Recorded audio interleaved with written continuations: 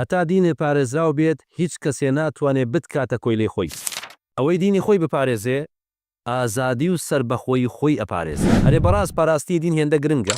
بسم الله الحمد لله صلاة والسلام على رسول الله أما بعد بريان وخشكاني برزم السلام عليكم ورحمة الله وبركاته. لهمو سردمێکا زاڵمان ویستیانە دینی خەڵکی بشێوێنن هەتا خەڵکی گومڕا بکەن و بە ئاسانی کۆنتڕۆڵیان بکەن و دەستیان بەسەرا بگرن. بۆی خوای گەورە سبحانه وتعالى لە هەموو سەردەمێکا پێغەمبەرانی ناردووە سەڵات و سەلامی خوای گەورەیان لەسەر بێ هەتا خەڵکی هۆشیار بکەن و بیان گەڕێنەوە سەر ڕێگا ڕاستەکە و لە شیرک و گومڕایی و کوفر و ئیلحاد و سەر لێ شوێنی ڕزگاریان. بۆیە هەرزوو دەسەڵاتدارە زاڵم و خوێنڕێژ و تاغوتەکان و دیکتاتۆرەکان بەگشت پێغەمبەران هاتچوونەتەوە دژایەتیان کردوون و جۆرەها بوختان و سوکایەتی و بێڕێزی و تا پیرانی نەشیاویان دژ بەکارهێناون هەتا گەشتۆتە کوشتن لە ناوبردنیان. بۆچی زاڵمان ئەمەیان کرد؟ هەتا خەڵکی ژێردەستیان واز دەپەرستنی ئەوان نەهێنێت و نەگەڕێتەوە بۆ پەرستنی ئەڵڵای تاک و تەنها و هەر بە زەلیلی دەژێت دەستی خۆیان نابن و خزمەتی خۆیانیان پێ بکە. چونکە گەڕانەوە ئیمانهێنان بە خوایەکی تاک و تەنها بناغەی هەموو عیززەت و سەرکەوتنێکە و یەکەم زەنگی ڕووخاین دەسەڵاتە زاڵم و ستەمکارەکانە. بۆیە هەموو شریعەتانی کە خوای پەروەردگار ناردوێتێ خوار بۆ مرۆڤایەتی لە ڕێی پێغەمبەرانەوە سەڵات و سەلامی خوای گەورەیان لەسەر بێ و لە سەرووی هەمووشیانەوە ئیسلام هەمیشە جەختیان لە پاراستنی دینی خەڵکی کردوێتەوە. چونکە شێواندی دینی خەڵکی یەکەم هەنگاوی زەلیلکردن و کۆنتڕۆڵکردنیانە بەڕاستی. ئەمەش تاوانێکە خوای پەروەردگار بە گەورەترین تاوان دایناوە کە بریتیە لە هاوڵدانان و دانانی دینێکی تر بۆ خەڵکی جگە لەو دینەی کە ئەڵڵا سوبحانه وتعالى ئەمری پێ کردووە. تەنانەت تێکدانی دینی خەڵکی و سەلێ شێواندنیان لە کوشتنیان خراپترە. هەرکو خوای پەروەردگار لە قورئانە فەرمێ والفتنة أشد من القتل. ئیمامی تەبەری رحمه الله لە تەفسیرم ئایەتەیە فەرمێ مبتەلابوونی مرۆڤی موسڵمان لەسەر دینەکەی هەتا وای لێ بکەن پاشگەز بێتەوە هاوڵ بۆ خوای پەروەردگار دابنێ لە دوای ئەوەی کە موسڵمان بوو قورستر و خراپتر لەوەی کەوا بکوژرێ بە چەسپاوی لەسەر دینەکەی. بۆیە گەورەترین تاوان کە دژ بە مرۆڤ و مرۆڤایەتی بکرێ بریتیە لە توشکردنی بە شرک و کوفر.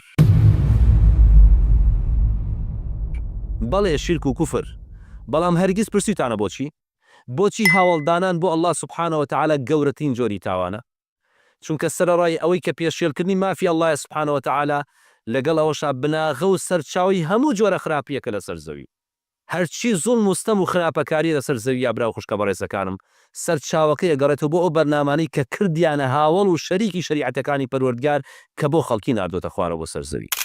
بۆیە بینین لوقمانی حەکیم ئامۆژگای کوڕەکەیەکە ئەفەرمێ یا بنەیە لا تشرک بالله إن الشرك لظلم عظيم. ئەی کوڕی خۆم نەکەی هاوڵ بۆ ئەڵڵا بڕیار بدەیت چونکە بەڕاستی هاوڵ بڕیاردان بۆ ئەڵڵا سوبحانه وتعالى گەورەترین جۆری ستەمە. بەڵێ گەورەترین ستەمێکە کە لە ژیانی خەڵکی ئەکرێ.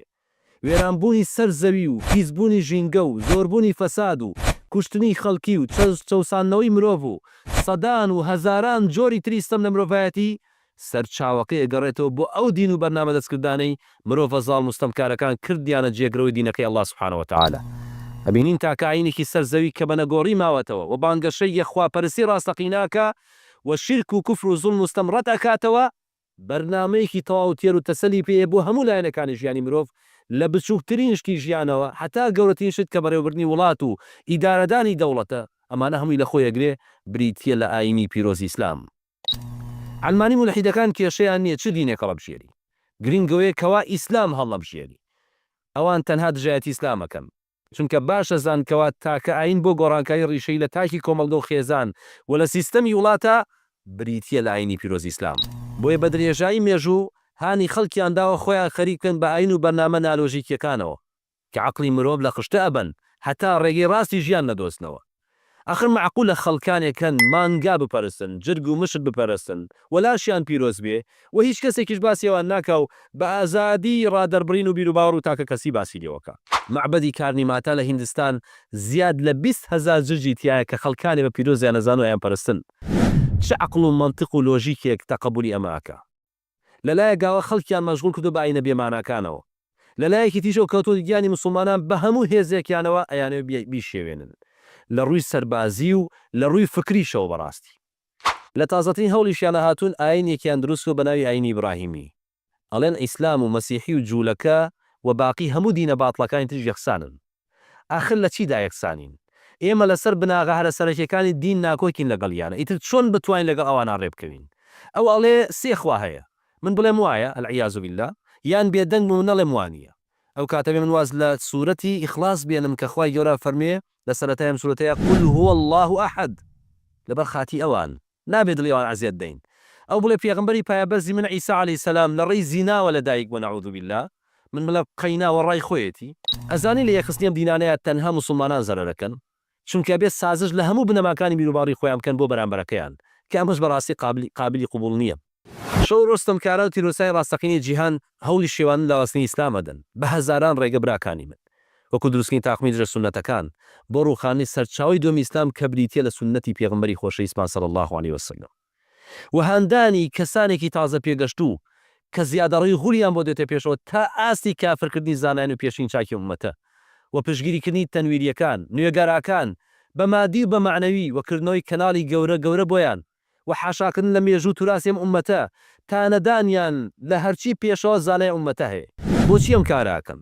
بۆ ئەوەی کەوا ڕێز و پلە و پای زانایان لە دڵی خەڵکیە کەم بکەنەوە ئەمەش بەشێکە لە پلان درێژخانی دژایەتیکردنی ئیسلام و هەڵتەکانی بە خەیاڵی خاوی خۆیان بەداخەوە براکانی من چەند گەنجێکی مسلمانیش بە نەزانانە کەوتۆتە ناو داوی ئەم حەملە گەورەی دژ بە ئیسلامەوە حەملەیەکی گەورە بۆ شێواندنی دین بەڵام پڕا و پڕ لەشتی نامەنتقی و نالۆژیکی کابرای لەسەر شاشە پێڵێن لێکۆڵە لە قورئان بەڵام نازانایەتەکانی قورئان بەڕاستی خوێنێتەوە کەسێک گەڵە سێ ئەڵێ من تەفسیرێکی تازاکەم بە قورئان کەچی عەرەبیش نازانێ هەر لێی تێ ناگا لای ئەلمانێت کێشە نییە گرنگ دەرکەوتنە کابرا شەیدای لایک و کۆمێنتە هەندێکیشان هەن نەخۆشی دەرونیان هەیە مسلمانان کیان لەلا ڕەمز بێ ئەو قسەی پێڵێ بە بێعینم سوکایەتی و بێڕەزی پێکە سێری ئەمە بکەن ناویان ناوە زانای ئەزهەر نازانێ ناونیشانی سەر بەرگەکەی ئیمامی بوخاریش خوێنێتەوە کەسی دیهڕەخنە لە صحیح بوخاری ئەگرێ صحيح البخاري لا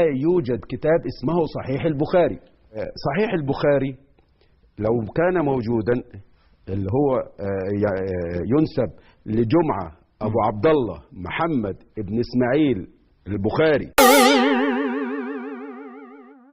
ئەڵێ بوخاری ناوی جمعە ئەبوو عەبدوڵڵا محەممەدە بەڕاستی ئەمە جێگەی پێکەنینە وشەی جەماعەهوو واتە کۆکردنەوەی بە جمعە تێگەشتووە لای مولحید و بابای ئەلمانیش و تەنویریەکانی شتێکی ئاساییە گرنگ نییە عیلمت پێبیاننا گرنگەوەیە کەوا تۆ دش بە ئیسلام قسە بکەی بۆیە گەنجانی مسلمان ئەم سەردەمە لە هەموو سەردەمێ زیاتر پێویستەکەوا چاوکراوە بن خۆتان فێری زانستی شەرعی بکەن بخوێن و بخوێنەوە ئاگاداری گۆڕانکاریەکانی سەردەم بن زوو کاریگەر مەبن بە چوار شوبهەی ئەلمانی مولحیدەکان هەتا کەمتر بخوێنیتەوە و کەمتر بە دوواداچوونکەی زووتر شومهەکان کاریگەری و لێەکەن و دینەکەت لێشێوێنن ئاگاداری و پیلانە مەترسیدارە بن کە دژی دینەکەتان نەکرێ هەڵمەخەڵەتیان شوێن هیچ ڕێزکە و ڕێبازێک مەکەون غەیری ئاینی پیرۆزی ئیسلام نەبێ داواکارم لەخوای گەورە سابتمان کە لەسەر دینەکەی وصلى الله على نبينا محمد وعلى آله وصحبه وسلم والسلام عليكم ورحمة الله وبركاته.